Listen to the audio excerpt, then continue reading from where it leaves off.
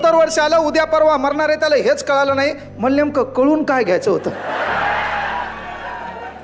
आपला तसा या युवक वर्गाचा प्रॉब्लेम झाला. पण लक्षात घ्या, आपला जोश आणि उत्साह हा नेहमी कायम असला पाहिजे. आपण तरुण आहेत, आपलं रक्त सलसलतं पाहिजे, डोकं शाबूत पाहिजे.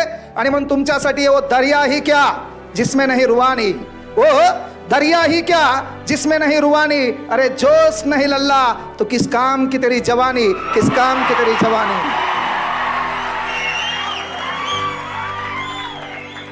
हा तुहा जोश तू एकीकडे दाखवायला मला कळायले.